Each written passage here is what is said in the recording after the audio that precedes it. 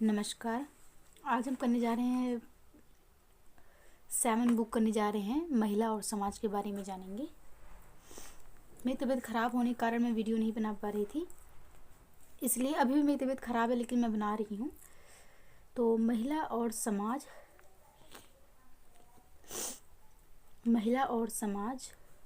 महिलाओं की परिस्थिति के बारे में बताया गया है कि महिलाओं की जो स्थिति है वो किस प्रकार की है, और भारत में महिला आंदोलन के बारे में जानेंगे। फर्स्ट हम पढ़ेंगे महिला परिस्थिति के बारे में। मैं आपको बता देती हूँ इसमें हम क्या क्या पढ़ेंगे।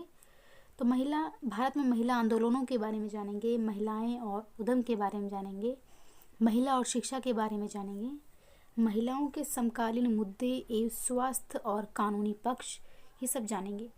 तो शुरू करते हैं। इसमें बता दूँ हम क्या क्या पढ़ेंगे।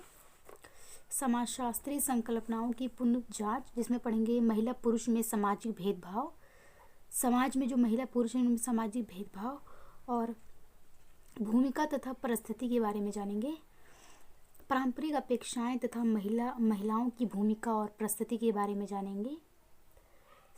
उसके बाद पढ़ेंगे समकालीन भारत में महिलाओं की परिस्थिति, परिवार तथा महिलाओं के कार्य के बारे में जानेंगे। और महिलाएं तथा सवेतन रोजगार, जब महिला रोजगार कोई काम करती है तो उसमें उसका वेतन के बारे में जानेंगे। और जमी जमाई धारणाओं का महिलाओं के स्वास्थ्य पर प्रभाव, पोषण में भेदभाव, गर्भ में शिशु लिंग निर्धारण परीक्षण, मतलब कि लड़का है या लड़की, ये परीक्षण करना, ये टेस्ट लेना, तथा यौन धाराओं पर भेदभाव, महिलाओं की मनोवैज्ञानिक अनुक्रियाएं। उसके बाद पढ़ेंगे शैक्षिक और समाजीकरण प्रक्रिया में महिलाओं की भूमिकाओं के प्रति जमी जमाई धारणाएं, जिसमें पढ़ेंगे अध्ययन पाठ्यक्रम में महिला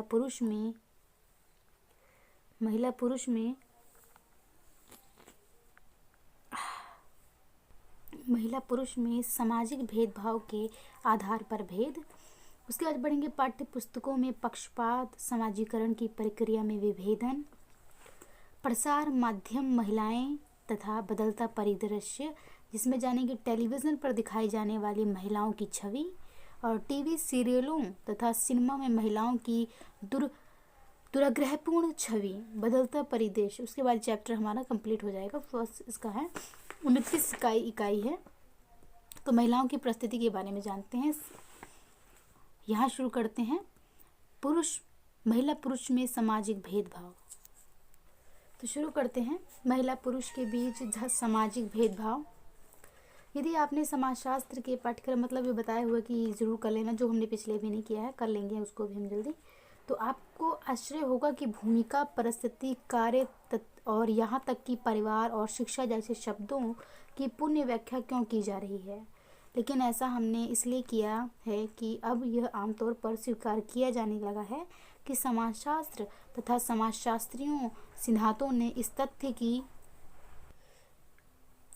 की ओर पर्याप्त ध्यान नहीं दिया है कि जाति, वर्ग, धर्म आदि के आधार पर ही समाज विभाजित या स्वीकृत नहीं होता, अपितु महिला पुरुष के बीच सामाजिक भेदभाव के आधार पर भी विभाजित या स्वीकृत होता है।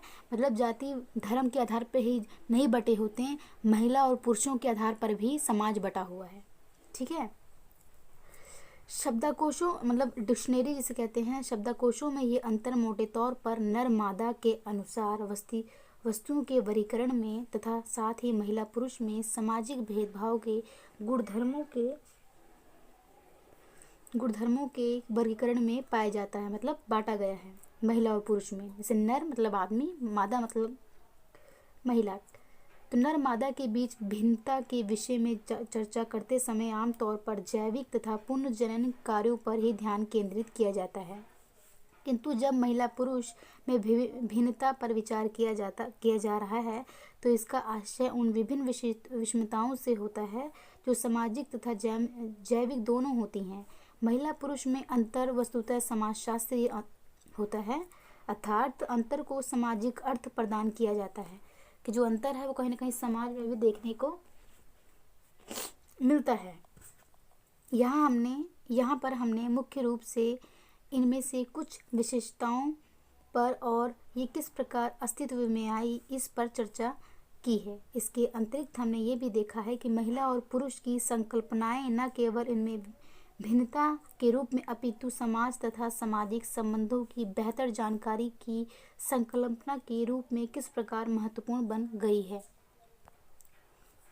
इसमें सिर्फ यही बताने की कोशिश की गई, इसमें कोई अगर इसमें कुछ भी नहीं है, सिर्फ इसमें ये बताया गया है कि जिस प्रकार जातीय वर्गों को बांटा जाता है उसी प्रकार समाज में महिलाओं को भी बांटा गया है। मतलब बांटा का अर्थ है कि पुरुष और महिला के बीच में अंतर बताया गया है। ठीक है, वो अंतर हमें पढ़ेंगे, बहुत लंबा चैप्टर है, सारा कुछ आप जान जाएंगे, बेफिक्र होकर सुनिए। भूमिका तथा परिस्थिति।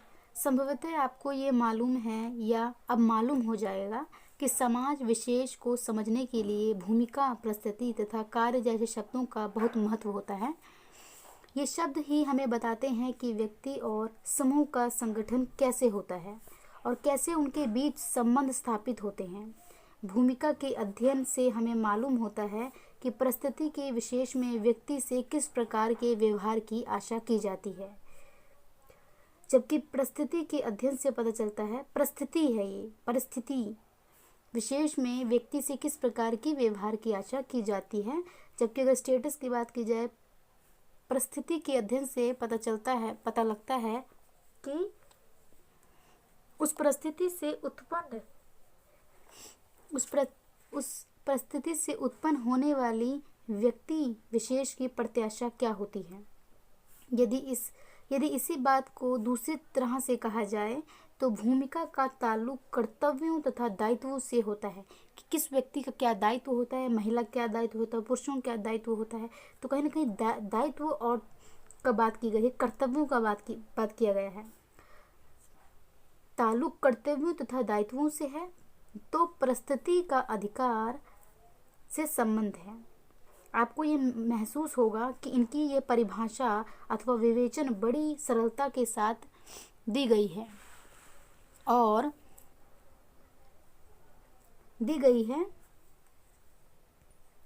वास्तव में तो बहुत सी जटिलताओं और मतभेदों को अनदेखा कर दिया गया है। उदाहरणतः ये सामान्य रूप से मान लिया जाता है कि एक माँ एक महिला है, एक पत्नी है, एक बावर्ची है जो खाना बनाती है, अपने बच्चों की एक शिक्षिका है, टीचर जिसे कह सकते हैं, एक पुत्र वधू है आदि है, एक महिला। जब एक माँ स्थानीय गांव के स्कूल की प्रिंसिपल भी है तो क्या होगा? तब उसे न केवल बहुत सी भूमिकाओं का निर्वाह करना होगा और बहुत सी परिस्थितियों से होकर गुजरना होगा, बल्कि उसे उन सभी तनावों से होकर भी गुजरना होगा जो उसकी एक माँ के रूप में भूमिका और एक प्रशासक के रूप में भूमिका से उत्पन्न होते हैं। मतलब उसको हर अपने काम को हर उसके अनुसार एकदम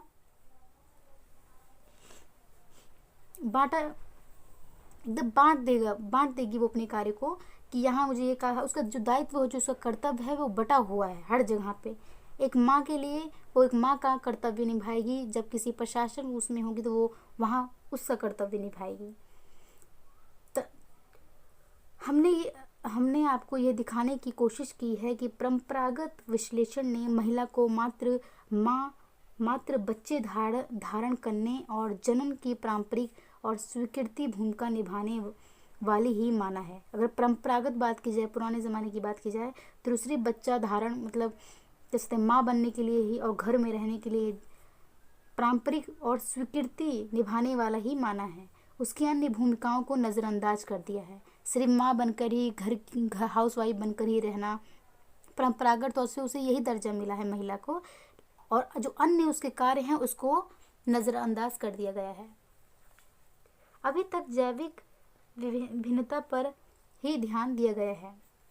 इन विभिन्नताओं के गुणार्थ पर अर्थात समाज द्वारा भिन्नताओं का निर्माण किए जाने पर पर्याप्त ध्यान नहीं दिया गया है।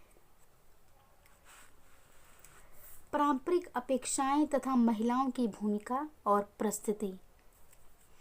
आज के भारत में एक लड़के या लड़की के रूप में हो सकता है। आज के भारत में एक लड़के या एक लड़की के रूप में हो सकता है। आपने जाति तथा धर्म के आधार पर झगड़े होते हुए सुने या देखे हों, और आपको आश्चर्य भी होता होगा कि आखिर में झगड़े उत्पन्न कैसे होते हैं। बहुत से मामलों में तो ये अपेक्षाओं में भिन्नता के कारण उत्पन्न होते हैं। डिफरेंस होता है, भिन्नता के कारण भी उत्पन्न होते हैं। संभवतः आपने ये भी सुना होगा या सुना हो कि कोई जाति या कोई समुदाय विशेष दूसरी जाति या दूसरे समुदाय के सदस्यों का दमन करते या उनके साथ बुरा व्यवहार करते हैं।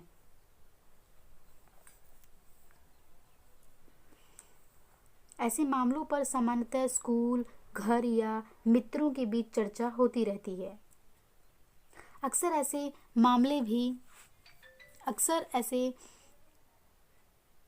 मामले भी देखने में आते हैं कि एक जाति या समुदाय के लोग सामूहिक रूप से दूसरी जाति या दूसरे समुदाय की महिलाओं के साथ बलात्कार तक कर देते हैं। ऐसे मामले पर भी चर्चा ही होती रहती है। शायद ज़्यादा खुले रूप में नहीं, अंतर्जातीय तथा अंतर समुदाय झगड़ों के अन्य मामलों में एक या दूसरे पक्ष पर दोष मढ़ दिया जाता है। आपने इस तरह की टिप्पणियां भी सुनी होंगी, मतलब कमेंट्स, आपने इस तरह के कमेंट्स भी सुने होंगे कि वास्तव में तो चमारिन का ही दोष है। चमारिन मतलब जो कह सकते हैं गरीब या निर्धन वर्ग की जो महिलाएं होती हैं, तो कहते हैं उस चमारिन का ही दोष है।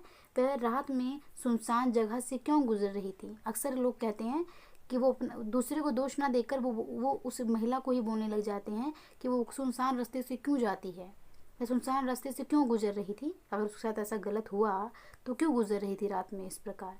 तो ऐसे कमेंट्स आते हैं, लोग इस तरह कमेंट्स करते हैं कि वे रात में सुनसान जगह से क्यों गुजर रही थी, या कि यदि कई महिलाओं के साथ छेड़खानी की गई है तो आपने लोगों को इसे उचित ठहराते ये कहते भी सुना होगा कि चमारों को अपनी औकात में रखने के लिए ज़रूरी है, जो चमार हैं उनको अपनी औकात में रखने के लिए ज़रूरी है कि उनकी महिलाओं पर हमला किया जाए। इस तरह उनकी इज्जत खतरे में पड़ी रहती है। उन्हें डर रहता है कि कहीं हमारे घर की इज्जत खराब ना हो जाए। तो वही कहा गया है कि जो बड़े वर्ग के लोग हैं या कोई भी जाति वर्गों के लोग हैं, वो इस प्रकार उन पर डरा के रखते हैं, उनकी महिलाओं की गलत वो कर। तो ऐसी परिस्थितियाँ क्यों पैदा होती हैं, इस बारे में और चर्चा हो सकती है। क्या कभी लोगों को ये कहते भी सुना है कि चमार औरत अंधेरे में इसलिए घर आ रही थी कि उसे अपने बच्चों को जीवित रखने के लिए पड़ोस के गांव में काम करना पड़ रहा था। कभी ऐसा सुना है किसी को कहते हुए, या किसी की उस महिला की ओर वो बोले, उस महिला की तरफ से वो बोले कि वो इसलिए काम कर रही थी, इसलिए अंधेरे से आ रही थी। औरत अंधेरे में इसलिए घर आ रही थी कि उसे अपने बच्चों को जीवित रखने के लिए, जिंदा रखने के लिए पड़ोस के गांव में काम करना पड़ रहा था। या किसी अनुसूचित जाति की महिलाओं के साथ बलात्कार इसलिए हो गया कि उनके आदमी इतने डरे हुए हैं और शक्तिहीन थे कि उनकी रक्षा ना कर सके, इतने डरे हुए हैं। यदि आपने ऐसे तर्क सुने हैं तो आपको ये महसूस होगा कि इनका संबंध अपेक्षाओं से है। महिलाओं के साथ शारीरिक छेड़खानी इसलिए होती है, जो शारीरिक रूप से बात की जाए, छेड़खान इसलिए होती है कि उनसे यह अपेक्षा नहीं की जाती कि वह बदला लेंगी, क्योंकि उनसे ये अपेक्षा ही नहीं की जाती, उनसे ये उम्मीद नहीं की जाती कि ये हमसे बदला लेंगे, इसलिए लोग छेड़खानी कर देते हैं। इससे भी अधिक महत्वपूर्ण बात यह है कि उच्च जाति के लोग उन पर हमला करके अपनी उन अपेक्षाओं को पूरा करते हैं जो उनकी ऊंची हैसियत के साथ जुड़ी है। एक समूह का दूसरे समूह पर शक्ति का प्रदर्शन तथा नियंत्रण की एक सर्वमान्य अभिव्यक्ति जातिगत दमन बन गई है। कि मतलब हमारी जाति सर्वश्रेष्ठ है, हमारी जाति बहुत प्रसिद्ध है या बहुत ज़्यादा फेमस है, मतलब अपनी जाति को ही उच्च ठहराना कि हमारी जाति ही है और सब हमारी जाति से छोटे हैं या नीचे हैं। तो अपनी जाति का ऊंचा बना के रखना और दूसरी जाति को नीचा बना के रखना, उन पर अत्याचार करना, तो कई घटनाएं ऐसी होती हैं। आगे बढ़ते हैं। आदमी को अपनी औकात में रखना, आदमी को अपनी औकात में रखना, इज्जत, झगड़ा, शक्ति आदि शब्दों का जिस ढंग से प्रयोग किया गया है उससे शायद आपको काफ़ी भ्रम हुआ होगा।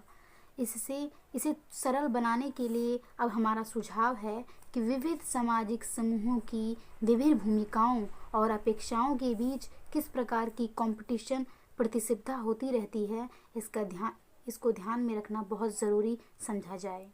एक महिला विशेष द्वारा अनुभूत तनावों और फिर भी एक समूह की महिलाओं का संघर्ष की स्थिति में फंस जाने के संबंध में 2 उदाहरण देकर आपको इस तथ्य से अवगत कराया जाएगा कि भारतीय समाज के अध्ययन के लिए ये ज़रूरी है कि सामाजिक भूमिका, परिस्थिति और तथा संघर्ष को समझने के लिए महिला पुरुष में अंतर के आधार पर बनाए गए सामाजिक भेदभाव की भूमिका पर ध्यान दिया जाए। ठीक है, आगे बढ़ते हैं। समकालीन भारत में महिलाओं की परिस्थिति। आगे के भागों में कुछ महत्वपूर्ण सूचकों के रूप में समाज में महिलाओं की परिस्थिति के विभिन्न पहलुओं पर चर्चा की गई है। किसी भी समाज में व्यक्ति विशेष की परिस्थिति के कुछ प्रासंगिक सूचक इस प्रकार के होते हैं: कार्य तथा राजनीति प्रतिभागिता का रूप तथा उसकी सीमा, शिक्षा का स्तर, स्वास्थ्य की स्थिति, नीति निर्माण करने वाले निकायों में प्रतिनिधित्व, संपत्ति ग्रहण करने का अधिकार आदि। पाया गया कि परिस्थिति के तक इन सूचकों में समाज के हर एक सदस्य का एक समान अधिकार नहीं होता। इस असमानता के पीछे महिला पुरुष में सामाजिक भेदभाव किया जाना एक महत्वपूर्ण कारक होता है कि महिलाओं पुरुषों में सामाजिक कह सकते हैं भेदभाव होता है। इसलिए कुछ सामाजिक सांस्कृतिक कारकों की वजह से महिलाओं की आर्थिक और राजनीतिक भूमिका अधिकांश अनदेखी रह जाती है। समाज में उनका महत्व कम कर दिया जाता है और आर्थिक रूप से उनके विरुद्ध भेदभाव किया जाता है। समकालीन भारत में व्यापक रूप से सामाजिक परिवर्तन के रूप में कृषि का आधुनिकीकरण तथा आर्थिक विकास, शहरीकरण, तेज औद्योगिकरण तथा विश्वीकरण की प्रक्रियाएं प्रारंभ हो गई हैं। इन प्रक्रियाओं ने क्षेत्रीय असंतुलन को जन्म दिया है। क्षेत्र के जो असंतुलन है उसको जन्म दिया है, क्योंकि भीड़ भाड़ युक्त अब लोग शहर से गांव, गांव से शहर कह सकते हैं, बहुत बड़ी संख्या में लोग प्रस्थान करते हैं।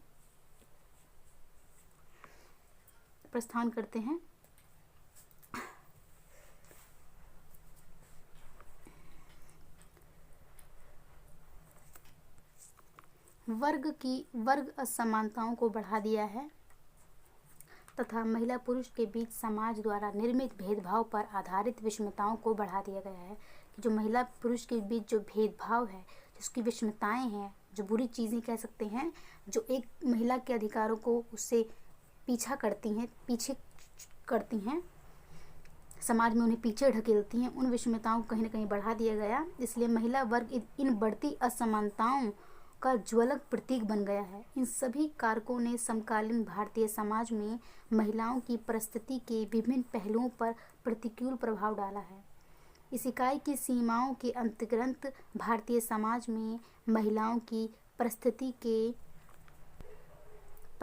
के सभी पहलुओं पर चर्चा तो संभव नहीं है, किंतु इकाई में महिलाओं के कार्य के बारे में, स्वास्थ्य तथा शिक्षा के बारे में संबंधी पहलुओं पर आपको ध्यान केंद्रित किया जाएगा। इसके अतिरिक्त लोकप्रिय मीडिया कार्यक्रमों में महिलाओं की छवि के बारे में भी विषय अध्ययन प्रस्तुत किए जाएंगे। ये इस विश्लेषण में सहायता करेंगे कि मीडिया कार्यक्रमों ने भारतीय समाज में महिलाओं की परिस्थिति को कैसे प्रभावित किया। जो मीडिया है वो किस प्रकार, जो मीडिया क्या योगदान है महिलाओं के प्रति, तो इसको भी इसमें बताया गया है। तो हम जानते हैं महिलाओं के कार्य के हिसाब से यहाँ पे परिवार और महिलाओं के कार्य, यह तो आपको मालूम ही है कि हर समाज में महिला और पुरुष और महिला दोनों होते हैं। हर समाज में ये देखना महत्वपूर्ण है कि दोनों समूह परस्पर एक किस प्रकार अंतक्रिया करते हैं और एक दूसरे से भूमिकाओं तथा प्रत्याशाओं के क्षेत्र में कैसी अपेक्षाएं करते हैं। ये भूमिकाएं तथा अपेक्षाएं महिला पुरुष के बीच अंतर के बारे में जमी जमाई धारणाओं को पैदा करती हैं। जमी जमाई धारणाओं से हमारा तात्पर्य उन विशेषताओं और गुणों से है जो सामान्यतः समाज द्वारा महिला पुरुष के बीच अंतर के संबंध कर दी जाती है कि महिला और पुरुष के बीच जो अंतर है कि महिला पुरुषों को क्या काम होगा, महिलाएं क्या काम करेगी, जो अंतर है उसको कहीं ना कहीं बताती हैं। ये विशेषताएं बहुत से कारकों की अंतक्रिया से उत्पन्न होती हैं। इनमें से बहुत सी परिवारों के संदर्भ में प्रचलित होती हैं।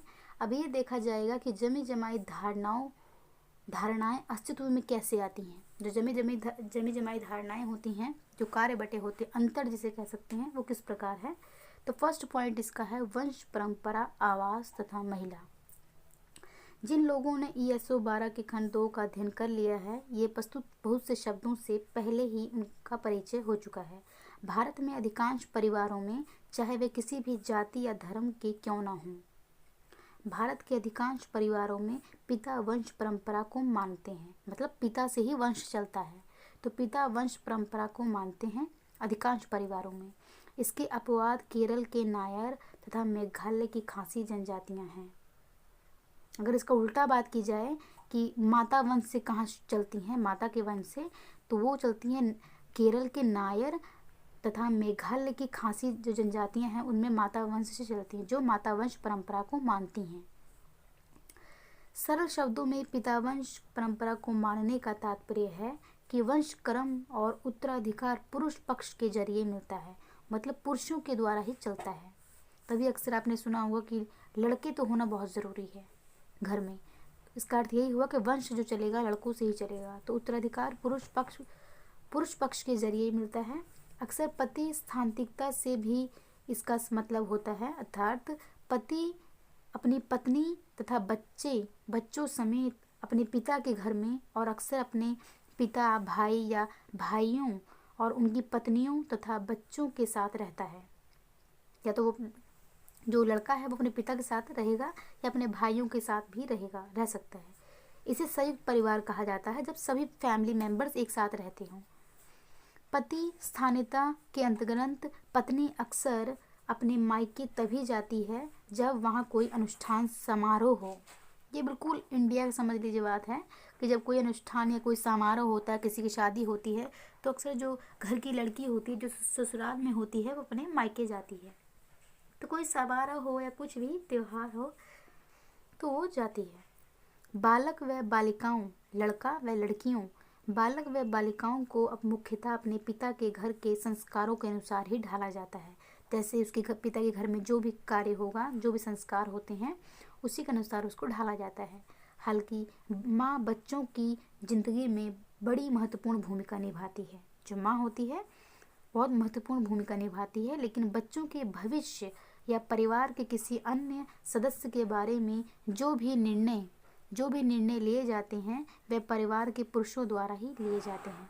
तो जो पूरा क्या करना है क्या नहीं करना, सारे निर्णय जो बड़े बड़े निर्णय होते हैं वो पुरुषों द्वारा ही लिए जाते हैं। सेकंड पॉइंट पढ़ते हैं, महिला पुरुष में समाज द्वारा निर्मित अंतर के अनुसार भूमिका की जमी जमाई धारणाएं तथा गृहस्थी के कार्य, जैसे घर का जो कार्य होता है वो भी महिलाएं ही करती हैं ज़्यादातर। इस प्रकार महिला पुरुष में सामाजिक भूमिका में भिन्नता के बारे में बच्चों को जो भी सबसे पहले विचार मिलता है वह ये है कि परिवार की महिलाओं को विवाह करके अपना घर छोड़ना पड़ता है और अपने पति के परिवार के साथ रहना पड़ता है। दूसरी बात की जाए तो निर्णय लेने के क्षेत्र में पुरुष अपनी पत्नी की अपेक्षा ज़्यादा प्रभावशाली होता है, मतलब उसका निर्णय ज़्यादा महत्वपूर्ण होता है या उसको ज़्यादा महत्व दिया जाता है उसके आदमी के, ना कि औरत के, और उसका दबदबा ज़्यादा दिखाई या सुनाई देता है। तो जो लड़का होता है, जो पुरुष होता है या जो पति होता है, उसका दबदबा जो होता है वो ज़्यादा होता है महिला से।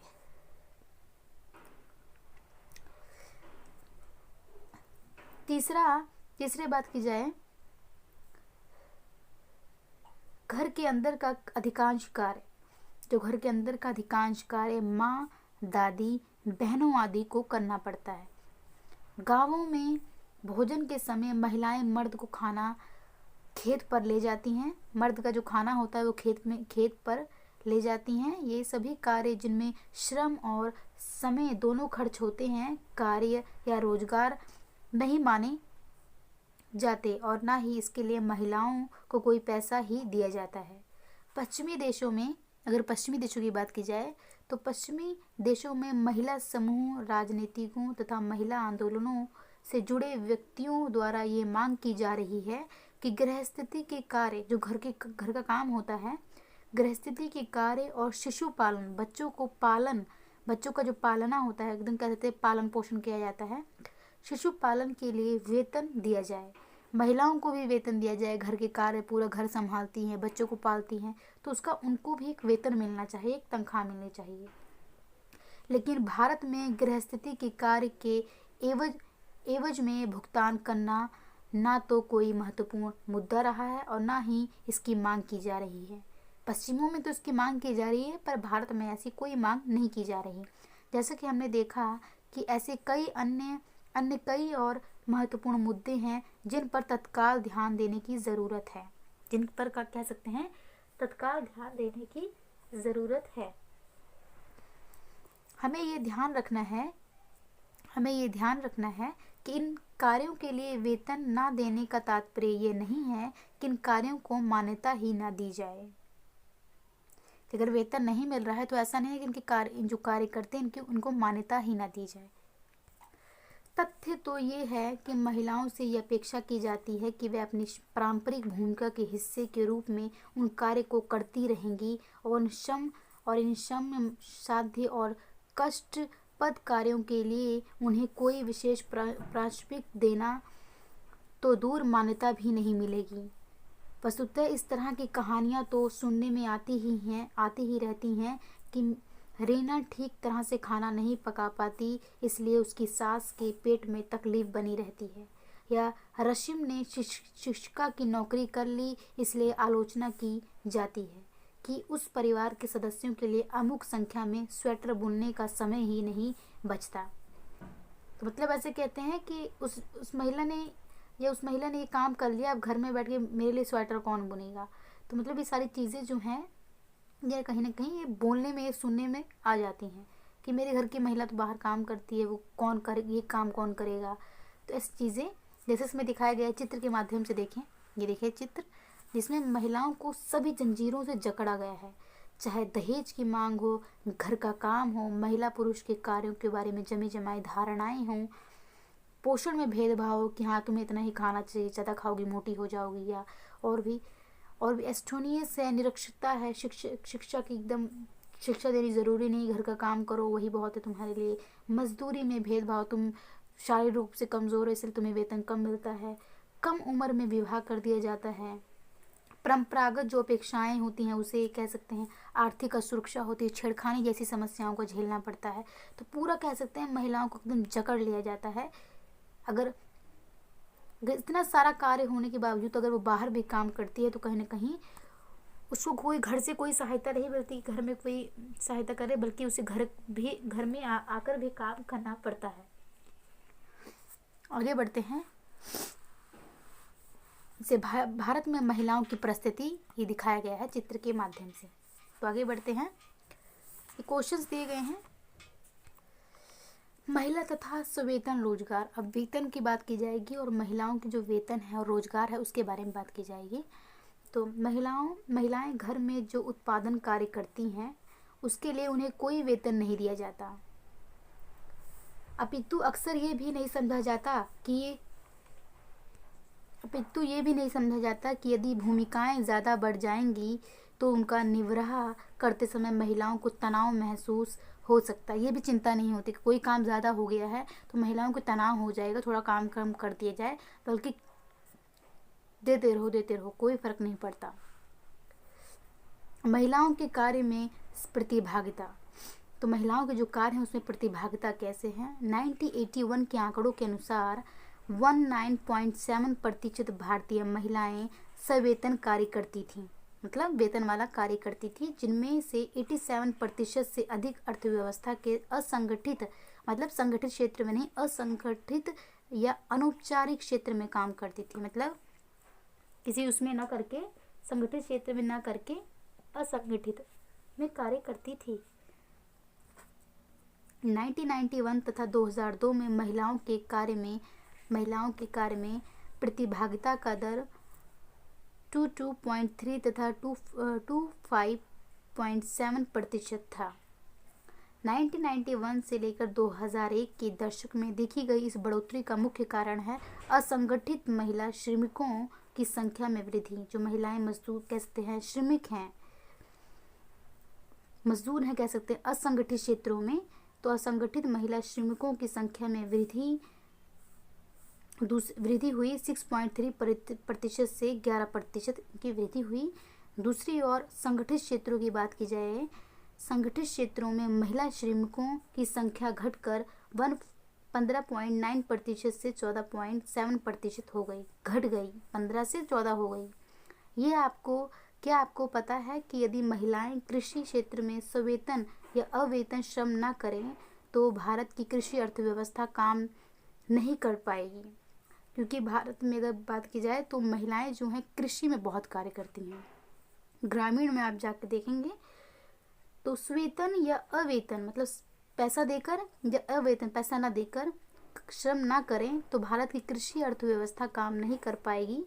अनौपचारिक क्षेत्र में, अनौपचारिक की बात की गई असंगठित क्षेत्र में, तो अनौपचारिक क्षेत्र में कानून द्वारा समस्याओं के समाधान की कोई व्यवस्था नहीं है, कोई प्रस्तुति या अन्य छुट्टी हित लाभ नहीं मिलते हैं और सेवा सुरक्षा भी बहुत कम है।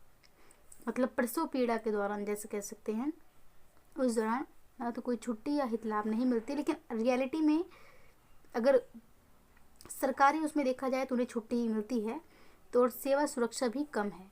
घरेलू नौकर के रूप में अधिक घंटों तक काम करते रहना, सिले कपड़ों के निर्यात उद्योग में लंबे समय तक कपड़े सिलते रहना, इलेक्ट्रॉनिक सामान बनाने वाली छोटी छोटी इकाइयों को संयोजन में लंबे समय तक एक तरह का काम करते रहना, या बीड़ी, तंबाकू, काजू की फैक्ट्रियों में घंटों तक एक ही तरह का काम करते रहना महिलाओं के प्रमुख कार्य हैं।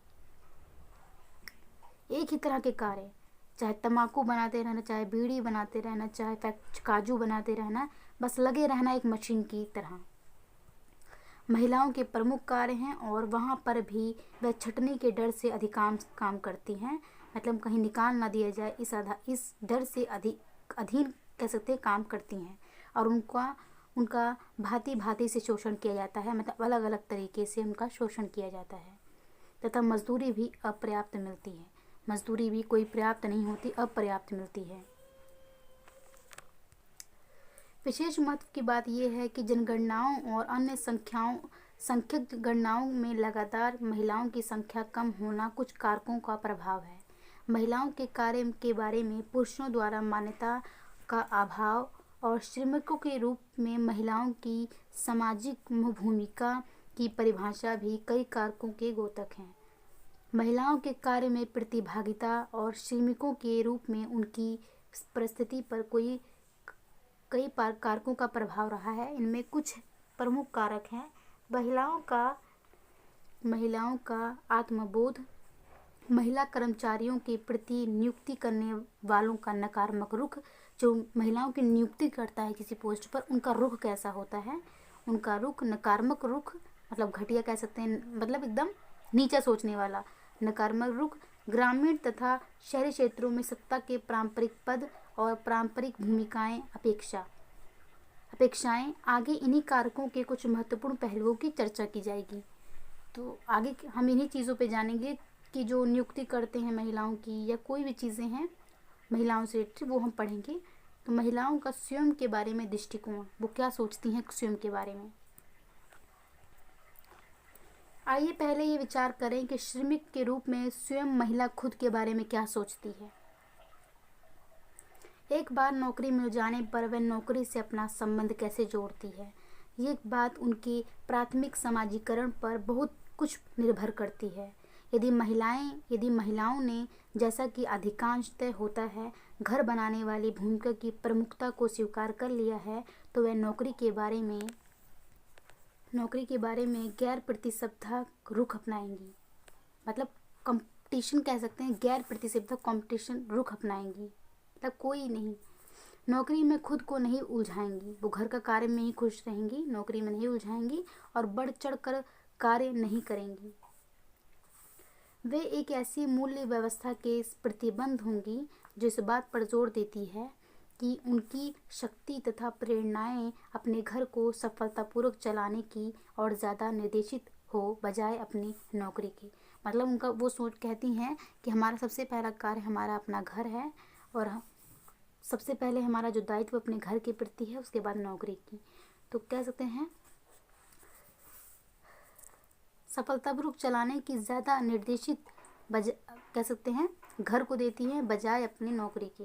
ये बात उन महिलाओं के बारे में भी सही है जो अत्यधिक कुशलता की मांग करने वाली नौकरियों में काम कर रही हैं। महिला वैज्ञानिकों पर किए गए एक अध्ययन में मैत्रेय कृष्ण राज ने 1978 में ये पाया कि वह केवल अपने काम पर बने रहना चाहती हैं, बेहतर नौकरी की तलाश नहीं करती। बेहतर जो नौकरी है कि हमें और अच्छी नौकरी मिले, उसका कोई नहीं वो नहीं होता, सब अपने काम पर ही बनी रहे, यही बहुत है हमारे लिए, ऐसा सोचती हैं। और ना उन्होंने कोई भविष्य की दूरगामी नीति बनाई है ताकि उन्हें नौकरी के क्षेत्र में बेहतर परिणाम मिले। एक बार नौकरी मिल जाने के बाद महिलाएं अक्सर अपनी योग्यताओं में और बढ़ोतरी करने का प्रयत्न नहीं करती, जिससे कि उन्हें पदोन्नति में सहायता मिल सके। मतलब और अच्छी उनकी पोस्ट हो जाए, ऐसा वो नहीं करती, जितना में मिल जाता है उतने में खुश हो जाती हैं। वास्तव में तो पदोन्नति के प्रति उनका रुख किसी भी तरह से स्पष्ट नहीं होता। T.M. पोपला ने 1982 में लखनऊ शहर के औद्योगिक प्रतिष्ठानों में पर्यवेक्षकों के पदों पर कार्य कर रही महिलाओं से लेकर जिन्हें नहीं आता इतना कुछ, अकुशल है किसी कार्य में, अकुशल श्रमिकों के रूप में कार्य कर रही महिलाओं के बारे में एक अध्ययन किया है। उसमें उन्होंने दिखाया कि पदोन्नति की संभावना की दृष्टि से महिलाएं पुरुषों से भिन्न होती हैं। अपनी योग्यताओं, व्यक्तिगत विशेषताओं और आवश्यक सेवाधीन परीक्षाओं को पास करने की योजना के विषय में वे स्वयं को बड़ा असुरक्षित महसूस करती हैं।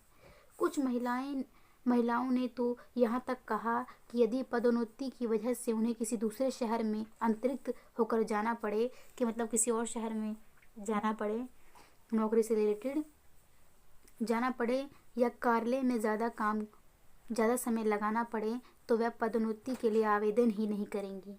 कि मतलब कहीं उनका ट्रांसफ़र कहीं और हो गया या उन्हें ज़्यादा काम करना पड़ेगा, तो वो ना ऊपर बढ़ने के लिए प्रयास ही नहीं करेंगी, आवेदन ही नहीं करेंगी। यही नहीं कि परिवार के प्रति प्रतिबद्धता के साथ टकराव होने की वजह से वह पदोन्नति के लिए आवेदन नहीं करना चाहती, अपितु कुछ महिलाएं तो ऐसा काम को लेना ही नहीं चाहती जिसके लिए वे प्रशिक्षण ले चुकी हैं। उदाहरण के लिए 1971 में 1971 की जनगणना के अनुसार 7.1% डॉक्टर महिलाएं थीं, जबकि 25% महिलाओं ने वास्तव में डॉक्टरी पास की थी। हो सकता है कुछ देश से बाहर चली गई हों या किन्हीं अन्य कारणों से अस्थायी रूप से काम न कर रही हों, लेकिन इस संभावना से इनकार नहीं किया जा सकता कि वह अपने चुने हुए काम में अपनी मर्जी से ही काम नहीं कर रही हैं, अपने खुद चुनती हैं लेकिन वो काम नहीं कर रही हैं। ये भी हो सकता है कि पुरुष सहकर्मियों तथा बीमारों के साथ विभिन्न परिस्थितियों में मिलजुल कर काम करना पड़ता हो, या रात्रिकालीन ड्यूटी करनी पड़ती हो, रात में ड्यूटी करनी पड़ती हो। काम के ऐसे वातावरण के कारण महिला डॉक्टर के माता पिता या उनके ससुराल वाले उससे डॉक्टरी का पेशा नहीं कराना चाहें कि तुम्हें रात में वहाँ रहना पड़ेगा डॉक्टरी काम में, या माता पिता भी हो सकते हैं मना करते हो कि तुम ये पेशा मत करो, या ससुराल वाले भी ये पेशा करने से मना करते हैं डॉक्टरी। सरकारी डॉक्टरों को गांव में सेवा करने की अनिवार्य शर्त के कारण भी महिला डॉक्टर या उसके परिवार वाले डॉक्टरी पेशे से झिझकते हैं।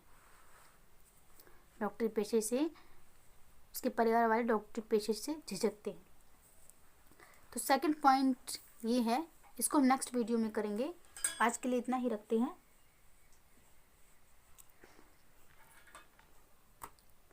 तो आज के लिए इतना ही रखते हैं। Thank you so much.